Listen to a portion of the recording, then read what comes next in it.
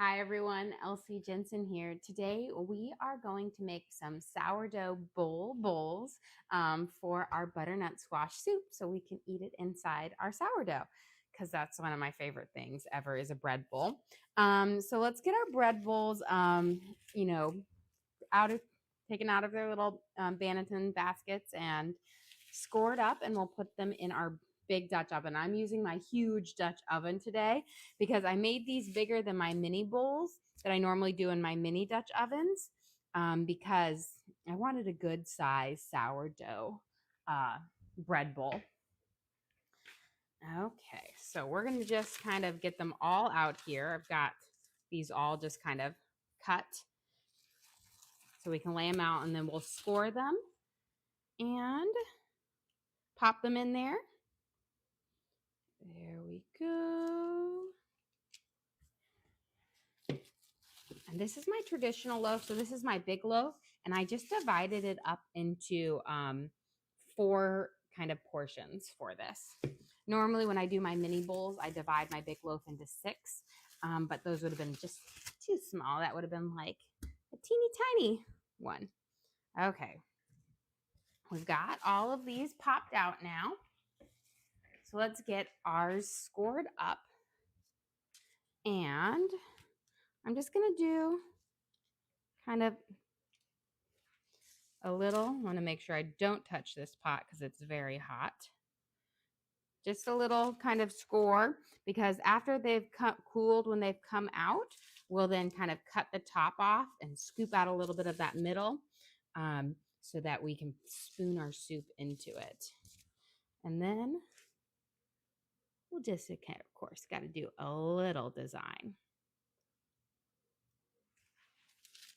And or a lot of times with the little ones, I'll just do the crisscross on it because that works always really well.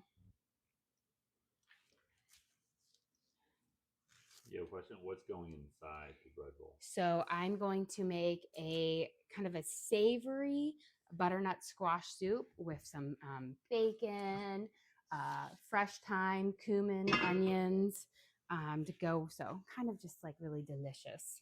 I've done a couple different variations of it, but we're doing another one. So we're going to put these in there very carefully. Make sure not to touch the edge of this because this thing was preheating at 500 degrees for the last like 45 minutes to an hour. So it's nice and hot in here. I had to make sure they would all fit in here beforehand. So we were like measuring them out with our little kind of basket bowl. There we go. And I'm just trying to make sure all of these kind of go up so that I can lift each one out. Perfect. Okay, now we're going to put our lid on, and we are going to put these in the oven at 500 for 20 minutes with the lid on. And then the second one we're going to do at 450. And for my little bowls, I normally do them for 13 minutes, but I'm going to do these since they're slightly bigger for 15 minutes because they don't need to quite cook quite as long as your bigger bowls. So into the oven we go, and this Dutch oven is heavy. It's the largest one you can get from Le Creuset. It's, I think, 13 1/4 quarts. So it's huge. It's my chili pot. So 20 minutes on. Here we go. It's a good workout. The thing weighs like 25 plus pounds. When I make my chili in there, the thing weighs like 50 pounds because it is so full. Okay, let's get our bacon up and going. I'm going to slice it in here, and we'll start kind of sauteing it off in there, and then we'll remove it out so that we can sprinkle it on our soup at the end. But this is going to give it a really lovely bacony kind of flavor as we saute up our butternut squash and onions with it. So I've got a 1/2 pound of bacon here. And I'm going to use kitchen shears, and we're just going to snip it into my Dutch oven here. I'm using a like a cast iron. This is a Staub one, but it's not enamel coated, which gives you like a nice kind of good, sear on your food. The enamel kind of coating gives you that non-stick, but this one will give us a good little kind of nice, like a skillet, like a cast iron skillet fry. Here go. And I'm just, again, just cutting little kind of snips at my bacon here. I find using some kitchen shears instead of like a knife and a cutting board is so much easier to snip up bacon, because bacon's a little bit stretchy and it likes to fight with you when you try to cut it up. And that's what I will say. I said, invest in some good kitchen shears. They don't have to be fancy. When I was at IKEA last, and I went there and I bought 5 pairs of these because they're like $1.99 a piece. And I just love having them because I swear when you have kids, they steal your stuff and they never replace it. So I think just the other day I found one of my kitchen shears outside, just laying in the bag. And I was like, what? Why is this here? And I'm sure my kids did something with it, and then just put it down and left it. Okay, we've got our bacon in there. I'm gonna wash up my hands, and then we're gonna start peeling up our butternut squash.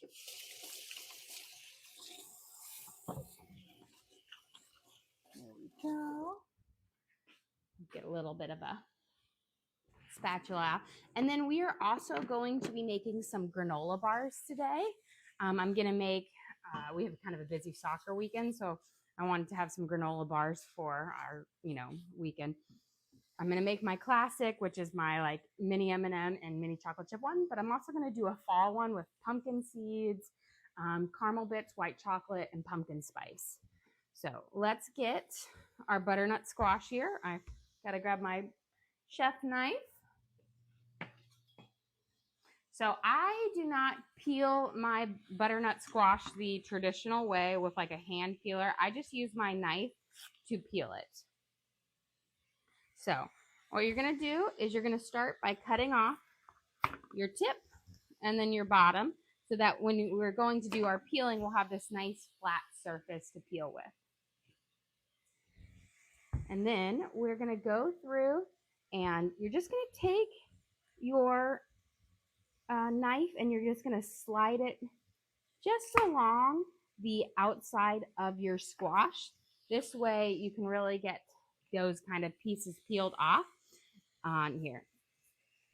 Because I will say butternut squash is just kind of a weird, awkward type thing. And I find that this is just the best way to do it instead of trying to use a peeler, because the butternut squash, the skin is kind of thick. So it's hard to really get under it with a hand peeler. Here we go. So we're going to get all the way through here.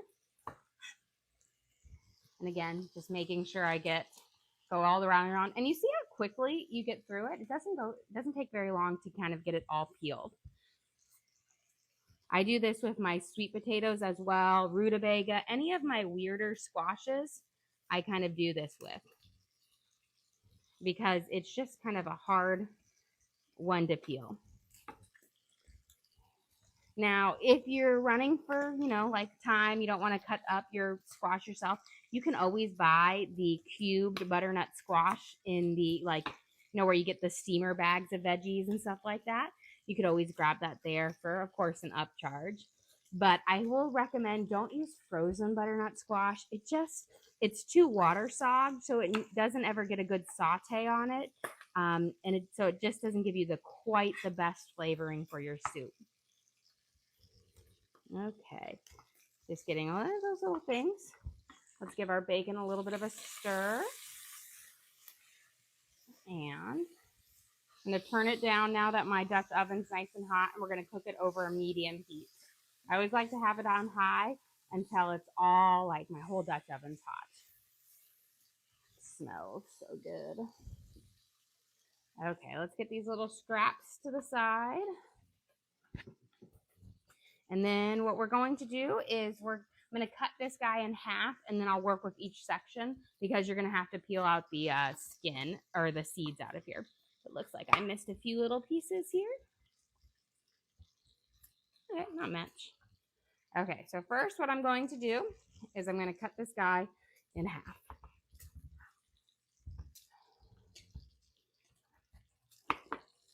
And then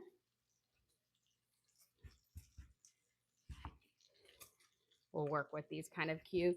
Butternut squash is such a lovely squash for soups because it is a very delicate and smooth squash. So it cooks up really well. It has a good water content, so it's not as thick as like sweet potatoes. I'm gonna grab a little bowl that I can put these seeds in and a spoon.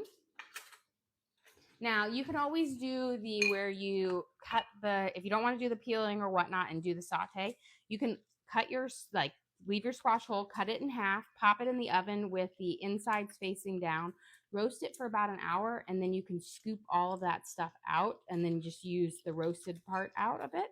But I like giving it a good saute in the pan. I really feel like it kind of caramelizes up some of the natural sugar in butternut squash, and it just makes it really lovely. We're gonna scoop all of these little seeds out. Here we go. That way we don't have them. And you don't have to get all of that stringy stuff. All of that will actually cook up fairly nicely. So just your seeds and your bit like that. And now let's get to cubing these guys up. Now, there's some other squashes that you can use, like delecta squash. You don't actually have to peel it. It has a very delicate like skin, so you can actually leave those on. But for butternut squash, you definitely want to peel the skin off because that will just be, think about how apples are. If you cook those up and leave those on, they're just tough. So I'm just going to cut through. We're going to get these all chopped up. And then I'm not going to throw them in first. I'm going to actually cut up my onions and throw them in. But since this kind of takes the most, let's give this a good little stir here. I don't want it to stick up. I'm going to cook my bacon bits to where they're just about crispy. I don't want them to get too crispy or they get rock hard because I want them to be a little like crispy, but a little bit of a chewy on there. So we're going to bake them up to kind of that like perfect, you know, when you like the way you like to eat bacon. And it doesn't take long. It cooks a lot faster than if you were to do bacon strips. But then we'll remove them because if you kind of put your soup and everything on there, they'll get mushy and chewy. Okay. I will say I love fall and having squash, and it's so good. Although I like my squash savory. I know a lot of people love, you know, like when they do sweet potatoes or yams with like marshmallows and brown sugar, or they'll do like a harvest soup where they add in like apples and sweet stuff. I like mine savory, not sweet. I like the nice natural sweetness that the squash gives it, but I don't like to add to it. Here we go. So this is the crazy part. Now these are the easier ones to chop up, which are much nicer. That's why I always cut it in half. That way you kind of have your thing.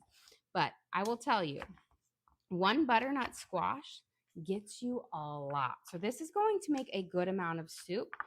Easily could feed 6 people because it is a rich soup, you know, as in not rich as in like full of calories, but rich in the fact that it is a nice thick kind of bisque texture. So really filling. And of course, squash in and of itself has a lot of fiber in it. So this is definitely a delicious soup. Let's get these guys. And then we'll check on our bacon. We'll get our onions going here. We'll work on our granola bars. And then, of course, our sourdough boule bowls, because I feel like you just have to say them that way. Let's get this a little bit of a stir. There we go. They're starting to get in there. Probably a few more minutes. As you can see, we've got a lot of the nice kind of crispy part for it. So there, and you know, I always know when my bacon is really done, is you see how we have this little white foam coming up here? Once it gets to only being like small little bubbles of the foam, that is when you'll know it's crispy because it's cooked off most of the water from the, like the fat in there.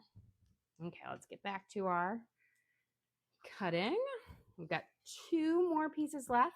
Then we'll get our apples going. We'll take our onions going.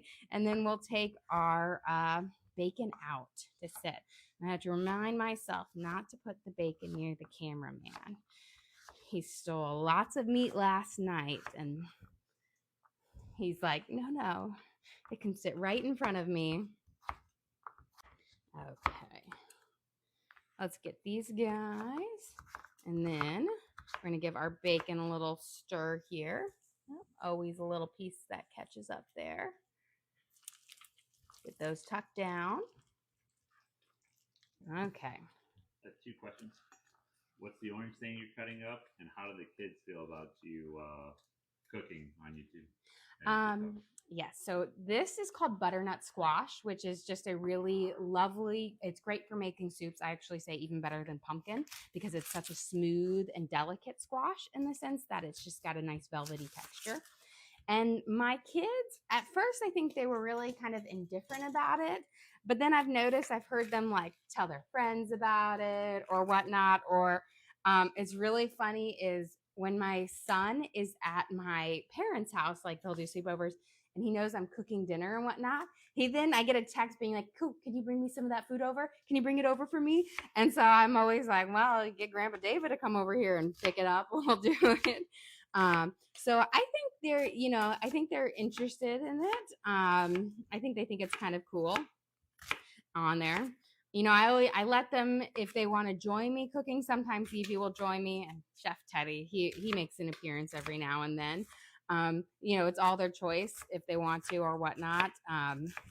But I think they like it because I will say the one thing is I have gotten a little bit more like adventurous on some of the things in the sense that I always like to cook a lot of different things, but I would get stuck in ruts where I'd cook the same thing often because you just how you get stuck in a rut, like little kids, they like want a PB&J every single day. Well, I would get like that, and I'd be like, make one dish, and I loved it so much that I would make it like once a week for like 2 months straight. And I was like, okay, this helps me not get in those ruts. Because sometimes my kids are like, we've had beef stew and pretzels so many times. Okay, let's get this bacon out and kind of soaking up its extra grease. I'm going to turn this down. I'm going to get a slotted spoon for this so that I'm not taking any of this extra grease out. But we have this just lovely kind of beautiful bacon bits that we're going to put on there. My husband's telling me exactly where I need to place this. Just wait for there. I'm going to tell him that these are going to be very hot for a few minutes, so not to eat them, or he will regret that decision, at least for a few minutes. Okay. See, I can't quite fish them all out, but that's okay if a couple get left in there, no biggie. There we go. Okay, we've got our bacon bits on our paper towel right here, soaking up that extra grease, which will leave them nice and crispy, but not too crispy where they get crunchy. Before we throw in our squash, let's add in our onions, and we're going to saute these up in our bacon grease. And the reason why I have bacon for this meal is because it adds this just really lovely savory heartiness to the butternut squash. And I do my butternut squash in a lot of different ways. I've got a brown butter and sage butternut squash I make, and then I've got a curried butternut squash. This one, we're going to use cumin and fresh thyme for our seasonings here to just really bring, and then garlic, of course, but to do more of a hearty kind of stew base. So it's slightly different. I feel like butternut squash, you can really change up those flavors fairly well on it. Let's give this a good stir. Let those onions start to saute up. And while we're doing that, let's start working on our base for our granola bars. My hands, a little bit of onion flavor on it. Okay, for our granola bars, what we're going to do is I'm making a big batch, so it's kind of twice my normal recipe. I'm going to use a whole stick of butter, and then we're going to do 2/3 cups of honey, cup of honey, and then a whole cup of brown sugar. And this is going to make a lot of granola bars that are quite hearty in here. So let's get these going. I'm going to have it start melting. And what we're going to do is once our honey, brown sugar, and butter come to a boil, we're going to let it boil for about 1 minute so that it thickens up. we don't want to cook it too long because then instead of having a nice soft chewy granola bar that's held together, you'll have a rock hard crunchy one because you'll have turned it to candy essentially. So we need a whole cup of brown sugar. So I'm just going to do, instead of, pushing it all down, I'm just going to do it slightly overfilled so that that would be about the same as a packed down cup. And this is a half cup that I'm using. So we need 1 whole cup and then 2/3 cup of honey, which I'm hoping to use up the rest of this honey on here. And again, I'm going to put it on here, but this honey got a little bit crystallized, which happens when it gets like heated. And during the summer here, sometimes our house can get a little hot. So I was like, let's just use this honey up and not our good stuff we just got from the apple orchard. And, technically honey doesn't ever expire. It can just get crystallized.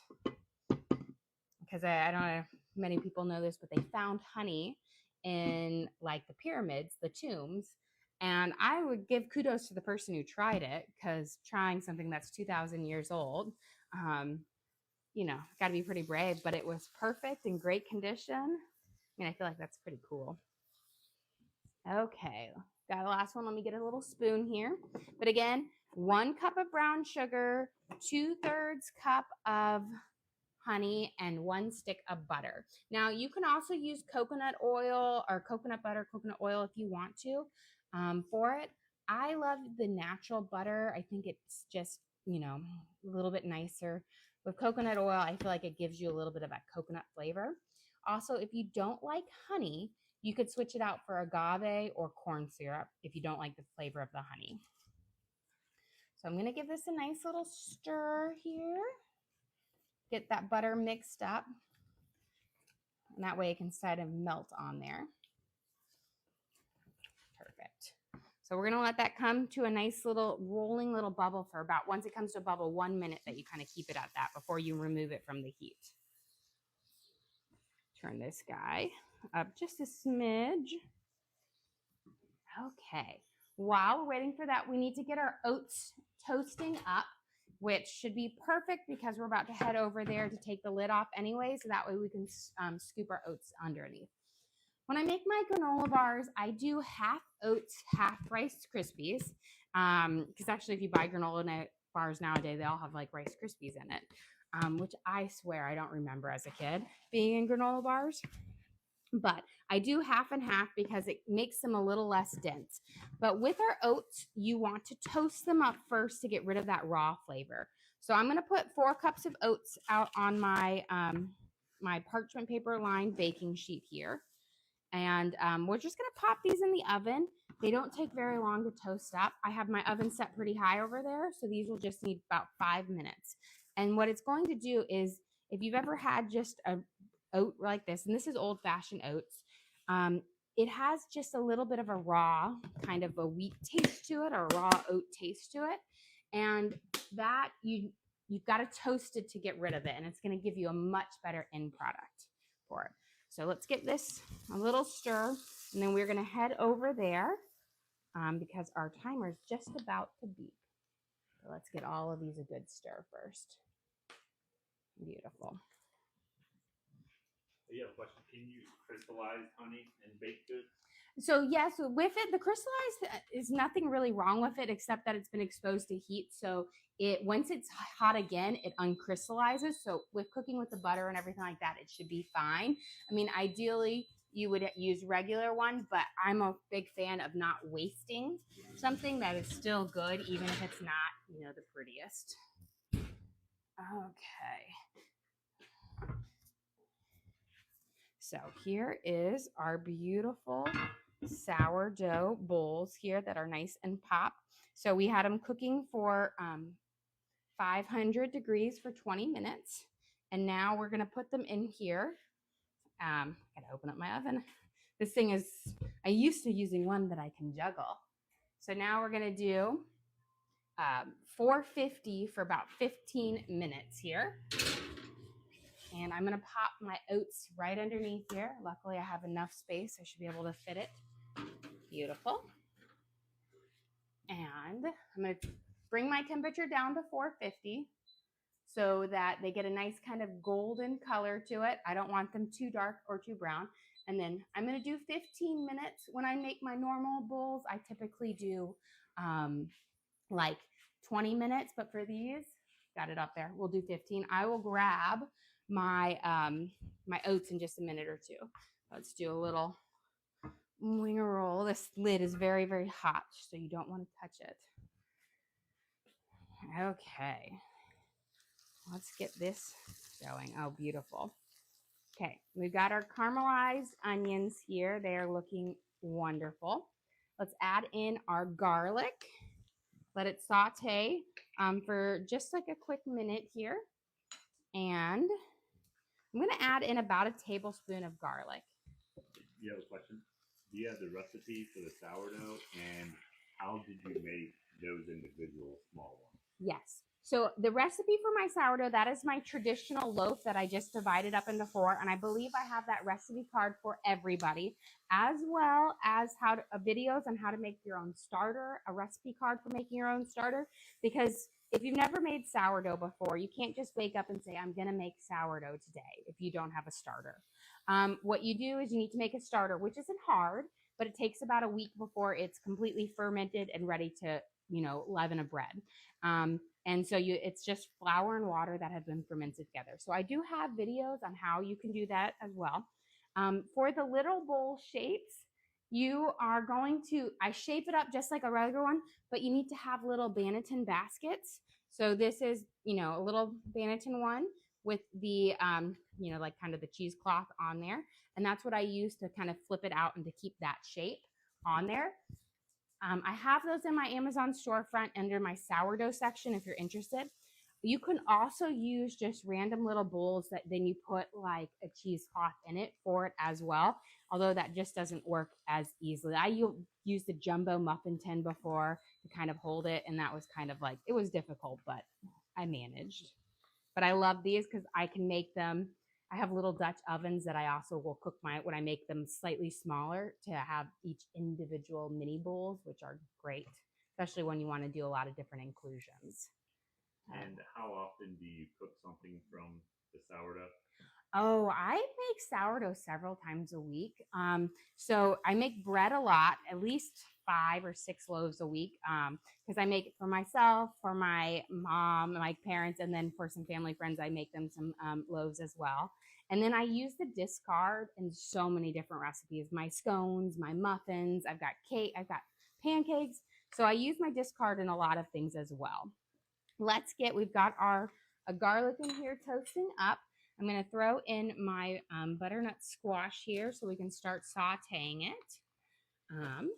And then we'll grab our oats out in just a second. I'll check to see about how long it's been. But you see this is just one butternut squash. And I will say squash is actually relatively cheap. It's actually a very reasonably priced vegetable for how much you get out of it. So this will make a good amount of soup. I'm going to turn my stove down to about a 4. And you can see we've got our little bacon bits in here. We removed most of them, but there's still a little residual in there, as well as our caramelized onions. Let's kind of coat these up with all of that bacon grease, so not just the bottom ones suck it up. Beautiful. Okay. And then we're going to let these kind of saute for a few minutes to really bring it. It's going to help soften them up, but it's going to kind of caramelize those natural flavors here. Let's check on ours. We're starting to get a boil here. As you can see, it's starting to get a little bit foamy, which is perfect. Once this comes to a good rolling boil for 1 minute, we'll know that it's ready to remove from the heat on here. Let's prep up our spices that we're going to throw in here for it. I've got fresh thyme, and then pumpkin spice is going to be for something else. Cumin and a little bit of smoked paprika. So I'm going to just kind of de-leaf my fresh thyme here, which is a tedious thing, but it's worth it so you don't have like little sticks in your food. But unfortunately, there's really no better way than to kind of pull them off yourself. Especially, a lot of like oregano, you've got bigger leaves, but thyme you don't really have. Let's go check. Yep, it's been just about 5 minutes here. We're gonna go grab our oats out. We can quickly steal a sneak peek at our sourdough on there. But this oven's nice and hot, so you don't want to cook our oats too long. And then here is our beautiful sourdough getting nice and gold on here. Okay. Beautiful. So I'm going to have these. And again, you just want to toast them lightly to take out that raw kind of flavor to them. You don't want to cook them too long. Perfect. Here is the bubble that I'm talking about. So it must have gone on right when we walked over there. This is the bubble that you want to happen for about 1 minute. You don't want to cook it longer than that because then you're going to get a really crunchy granola bar. So I'm going to give this a good stir, and then I'm just going to turn it down let it sit there for a second with your oats because we want them to cool down fairly quickly. I'm going to now remove this from heat, and we're going to let it sit over here. You're going to want to lift them up from our baking sheet here. And I find this is why you have the parchment paper, because it makes it a little bit easier to get them as much as you possibly can dumped into this bowl without them going quite everywhere. Do you have a question about stevia? Can you use it for baking, or would it change all the recipes?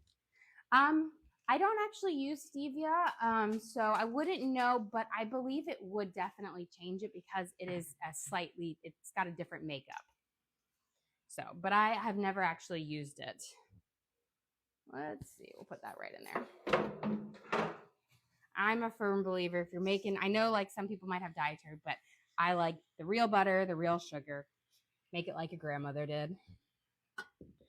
Okay, we'll do the quick stir on this, and then let's go back to our tedious mixing of or de-leafing the herbs. Here's a good question. How often do we eat out? Well, we're actually going out to dinner tonight. We try to go eat out once a week, typically on Friday, because Friday is we most of the time don't have sports, and it's just kind of that nice, end of the week, I always like kick off the weekend right. So we're going to go out tonight. Sometimes we go out more depending if we're out of town for soccer or whatnot, but once a week is pretty much all we do, especially when you have little kids. Sometimes our going out to eat is quickly to let's pick up food instead, or order a pizza because Jack doesn't always cooperate. No, I was going to say always, never cooperates. He's definitely in that trying age. He'll turn 2 in a couple weeks, and I feel like we're definitely already feeling it. Okay, almost got all of these kind of de-leaved, and then we'll mince them up. It's okay if you get a couple of the little stems on there. The more smaller, more delicate ones, of course, are more tender, but the bigger little stringy ones are going to they're going to firm up and get hard in there. Okay, so it's this is when I mince it up, it's going to be about a teaspoon, maybe a teaspoon and a half of fresh thyme. Now, if you can use dried thyme as well. And with dried thyme, you'd want to use, again, about a teaspoon of it as well, maybe a little bit less. There we go. And then I'm going to mince it up. And then we're going to add this in. And again, we already have our garlic in there as well. Now we're going to add in some cumin. I'm going to add in about, a teaspoon of cumin. It's going to give it a little bit of an earthier flavor, but it's lovely. And then I've got some smoked paprika. We're going to add in about a teaspoon of smoked paprika as well. And I know I put my pepper around here. Oh, it's right over here. We're going to add in some black pepper and about a half a teaspoon. Now, we might adjust more for later, but I always start having on the lower side. So we're going to coat these up. And that's why I always like to add my spices in now, not when I've added my broth in, because the natural fat in here from the bacon will kind of really bring out those spices. and make them more aromatic. And this will also allow them to hydrate a little bit before going into our broth, which will allow them to marry together a little bit better. And it smells lovely. Okay, we got a little bit of an onion here. Let's get our broth in here so we can start to simmer. As you can see, we've got most of our squash is starting to get translucent. So now we're going to add in our broth. And what I like to use is water with bouillon because I can put more bouillon in it than liquid I use. I'm going to start with just 1 cup in, and I'm going to then scrape around and make sure I get all of those little tasty bits that have stuck to the bottom of my pan, because those are going to add great flavor to the broth. And I find it's easier to get them off with just a little bit of water in there to begin with. And this just helps things kind of thicken up and come together a little bit nicer. We're going to add in 1 more cup. We'll give it a good stir. I don't ever like to just flood it all in there with one broth at one time, because I find that when you do it slowly, it really allows things to come together a little bit better, and it doesn't turn your pan down, makes it really cold right away. It keeps its heat up a little bit higher. Here we go. And essentially, you're going to want just enough broth to kind of cover the top of your squash here for it. Now, butternut squash has a higher water content than, say, pumpkin or like sweet potatoes. Sweet potatoes, you're going to need a lot more liquid. Otherwise, when you go to blend it up, you'll have like mashed potatoes or mashed sweet potatoes instead. Okay, so here, 4 cups of water. And as you can see, it is just over the edge of my squash here. And then we're going to add in a nice big heaping scoop of our vegetable bouillon. You could also use chicken bouillon. Both are really great. I find vegetable has a bit more like flavor to it, a little bit more hearty, which I think works well for this soup. Do you have a question? Do you need to stir it when you add the water? Yes, I like to mix it in there, really mix it in there to kind of incorporate it with all those spices and the stuff down below. And I essentially use it to kind of deglaze the bottom of my pan, getting up any of those spices or bacon bits or whatnot that might be stuck, because those will add great flavor to the broth part. Okay, let's get this. And then we're going to let this simmer now. This broth, when you taste it, should be more flavorful than what you'd want at the end, because when we puree everything together, it's going to dull out those flavors a little bit. I'm going to turn this up now, and we're going to let it come to a nice kind of rolling boil simmer for it to kind of bring together here. This is our nice, lovely kind of sticky honey and brown sugar butter sauce that we melted and came to a nice boil. We're going to add this in just a second, but we need to also add in our Rice Krispies. I'm going to move this stuff out of the way first. Let me grab a measuring cup, and we've got just a few minutes left on there. Okay, so for our granola bars, we've got 4 cups of oats in here, and I'm going to mix them with 4 cups of Rice Krispies, so half and half. This is going to give you, again, a less dense granola bar, which I think makes them really delicious. You know, I feel like if you do all oats, they can get pretty like hefty for a small amount. Here we go. 3 and 4. Just a smidge left. Okay. We'll get a spoon here, and then I'm going to mix this up.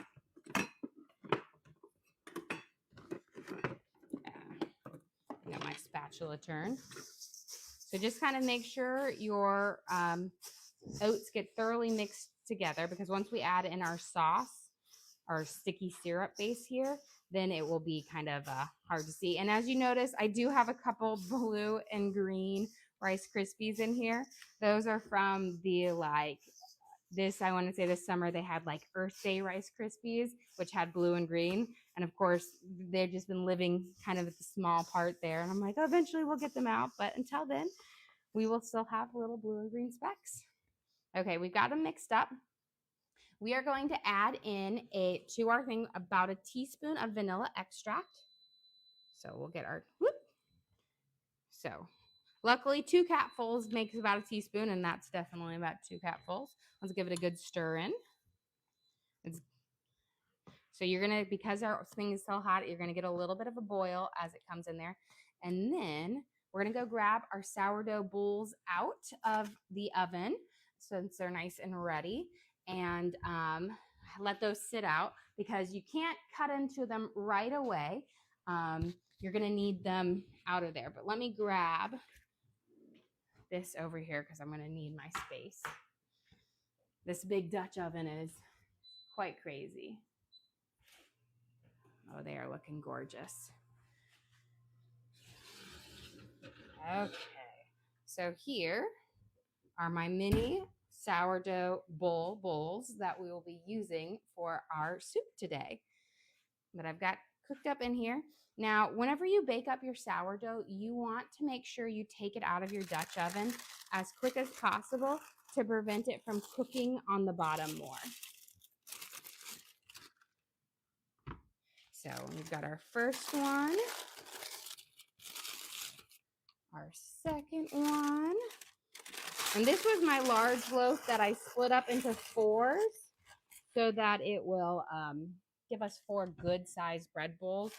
A lot of times I do it in 6 for my mini bowls, but these I think are perfect little bread bowls for, individual servings here. We have them in there. Now they don't get as quite as nice of a circle when you bake them up alone in the right size Dutch oven, but you know what? Pretty darn good for what we have. Let's get this guy out of the way because he is big and heavy. And I don't want to burn myself on them because Dutch ovens will stay nice and hot for ages.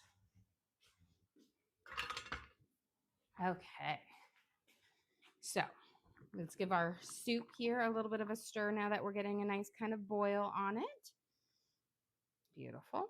And then we had just added in, before we got our sourdough out of the oven, we had added in a teaspoon of vanilla extract. And now we need about a teaspoon of salt. So I'm going to just do about 2 pinches to make my teaspoon here. And the salt is really essential because it cuts down on the sweetness of the brown sugar and the honey. So it gives you that kind of sweet and savory part to it. So, and the beauty of this recipe that we're kind of doing our base for it is I can make the same base for it, then I'm going to divide it up in half and add my mix-ins for each half. So everything's about the exact same. But here you can see how thick our sauce is, or our sticky syrup is. As it continues to cool, it's going to really hold together the granola bars. So we're going to pour this in here. And again, we have 4 cups of toasted oats with 4 cups of Rice Krispies. Do you have a question? Any particular reason to use the pink salt? I just really like the flavor of pink salt, but you can definitely use any salt that you want. You could use sea salt, kosher salt, or whatnot, but I really love that. Can you go over the ratio for the granola bars, including the sauce? Yes. So for this, and this is a double batch of my granola bar, so this is going to make a good amount. I used 4 cups of oats that we toasted up, 4 cups of Rice Krispies, and then for our syrup, we used 1 stick of butter with 1 cup of brown sugar and 2/3 cup of honey. And you want to mix it while that syrup's still hot because once it cools, it will firm together. And then we added in, after we brought all of the sugar and the butter and the honey to a boil for about 1 minute, we removed from heat, and then we added in 1 teaspoon of vanilla extract and 1 teaspoon of salt. So I'm going to make sure I have all of these coated before I switch and put half of this in a different pan, because then we're going to add in some different spices and mixes. But make sure you get it nice and incorporated. You want to work with it. I'm going to get my soup over here, just a quick stir because we've got a great boil going on it. You want to make sure you work with it. You don't let it cool too much before you get it pressed into the mold, because then it will be, you know, a little bit harder to manage with. Here we go. So I've got them just about all mixed up. You want to make sure they're coated because any part that doesn't have that syrup on it won't stick together. So just really give it a good mix. And then I'm going to grab a second bowl so we can divide our mixture up.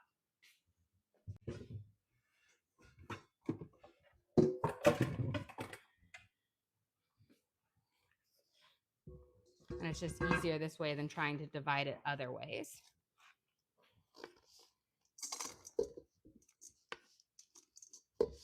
Here we go. And I will say one cue when making this, make sure you like your honey.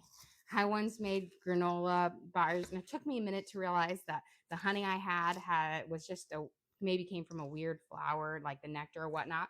But everybody in my family agreed we didn't like this honey because it had just a weird, like flowery aftertaste. So make sure when you're using honey, you like your honey, so that, because honey is a strong flavor in this. Okay, we've got these, I'm going to say about visually equal here. About. And now let's add it in our mix in. So I'm going to start with my fall one and then my basic. So let me grab all my goodies over here.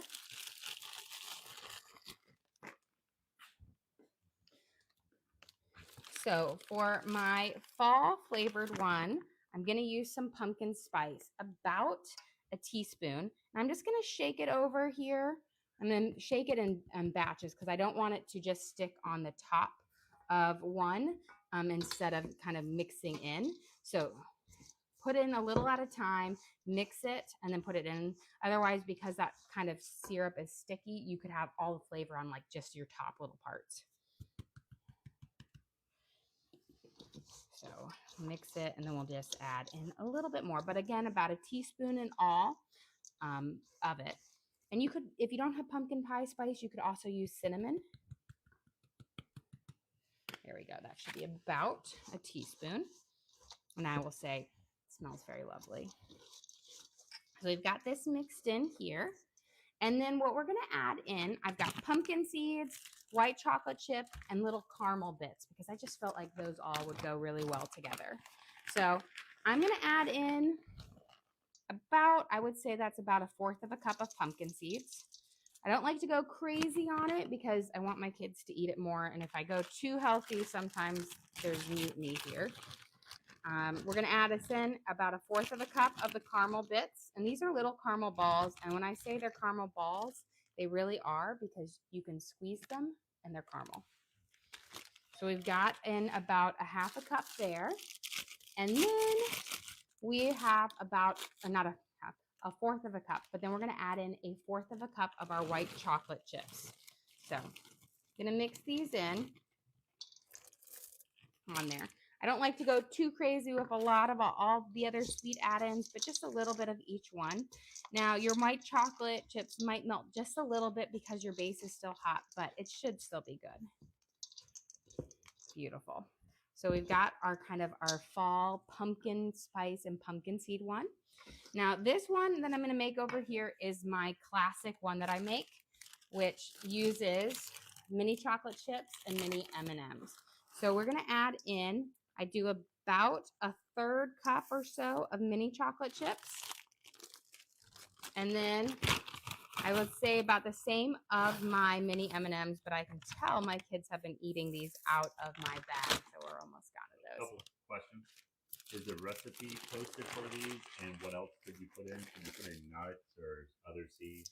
I believe I have this recipe card posted for our members. So I always send out some member card or some out there, but I do have the video posted for everybody. So you could always recreate these from watching our video. These are wonderful to adapt in so many different ways because you have your base and you can change up your spices or your seasonings. So you can do like a raisin one, you could add in nuts, you can add in coconut, different spices to give your great flavors for it. So here are our bases of it. But yes, will post the video today as well on the link on our page. So you can definitely recreate them for it. But I do have that recipe card for my members. Okay, let's get these all in here. And speaking of recipe cards, for our members, we should be having a recipe card drop off tomorrow with the new recipe cards from this past week. Now, here's the trick to make sure that your granola bars come out flawlessly. You're just going to give it a good spray of like any kind of cooking spray or whatnot. And then use a nonstick pan. That way, when we flip these out in an hour to cool after they've cooled, they will be they'll just slide right out.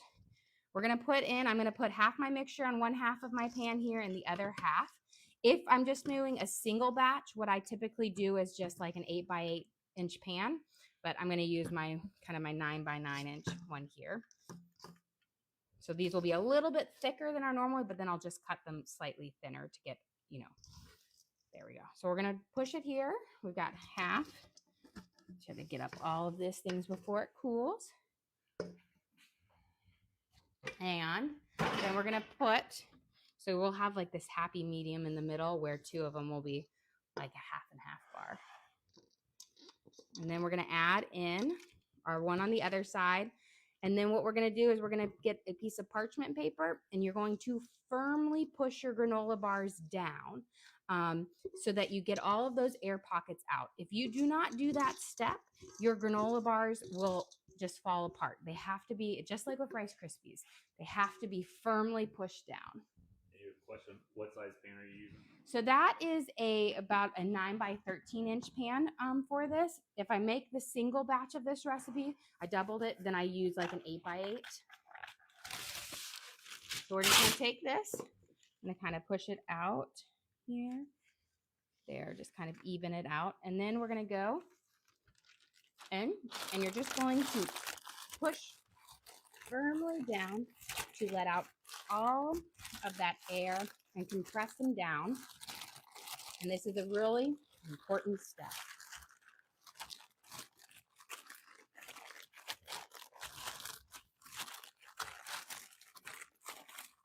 And then this with all of my, we got this here. Okay. And voila, get a little bit there. But then after about an hour, these will firm up and then you can cut them into your little squares or bars or shape, but they are great. Okay, let's finish up our soup and then we're done. After that, we'll serve up. Okay, we are going to puree our soup here. And then we'll add in our green onions and our bacon bits and all of that stuff. But before I puree it, I'm just going to taste real quickly with our broth before. Perfect. I don't think we need to add anything. We might need to after we puree. We're going to add in about a 1/3 cup of cream. You don't need a lot, but this will just make it a little bit more velvety and smooth and a little bit of hardiness. But I also make it several times without. Let's fill up with our Vitamix here. You could use an immersion blender as well. I do find the Vitamix gives you a smoother blend to it. Immersion sometimes leaves some chunks and whatnot. So I love my Vitamix for that. Here we go. We're going to just get it all in here. And this is one where I'm going to puree the whole mix. Sometimes I will just puree half and half. And so that way we got like a good kind of chunk to it. But for this, I'm going to puree it all up. Let's see. Let me grab a towel here because this is still a little warm.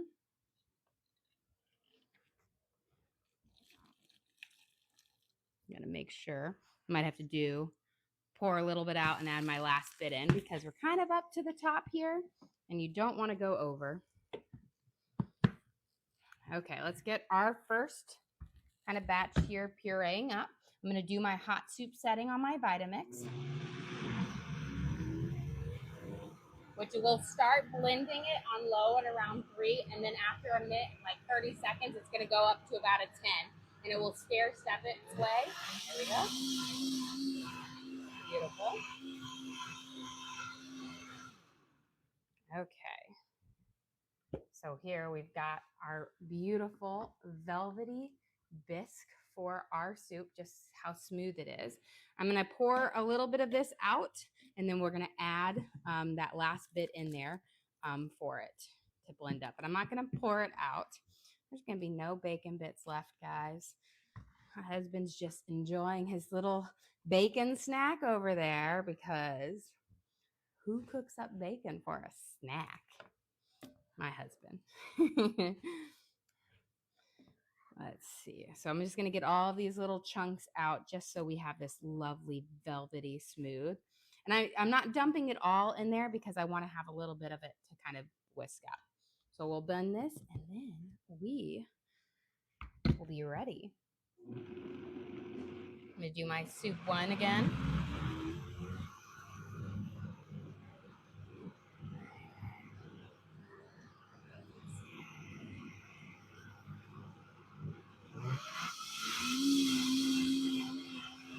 Okay, perfect.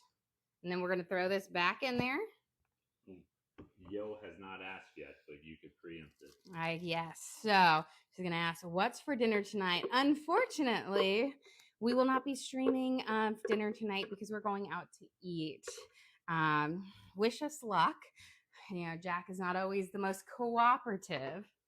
You know, almost 2-year-old to go in here. But look at this beautiful, lovely soup. And I will say, if we're doing the sourdough bowls, having a bisque is wonderful for it. Okay. Question: what type of blender is that? This is the Vitamix, and it's a 700 series. I absolutely love this. They have a soup setting, which is amazing because it just does all the work for you. But it does make a really great and lovely, like nice and thin puree, like for it. It's great for smoothies. It's great for making flours. Like if you want to make like a, puree up like, grains or oats to make an oat flour, it works well. Okay. Well, guys, let's start getting ready to serve up our dinner here. Question: since we're not doing dinner, what's the schedule for tomorrow? Tomorrow, we will do a dinner when we make it home. We are going to be leaving very early in the morning to drive several hours away for some soccer games. And then we have to get back home for another soccer game. So we will be doing dinner tonight because we will be out and about. Tomorrow night. Yes, not tonight. Tomorrow night. Okay, guys, let's get our sour bowl kind of cut up and ready for this. So I feel like I was in like middle school or high school when sourdough bowls became like a huge thing. I'm going to decide which one. We're going to use this one. So you're going to kind of just cut all the way around.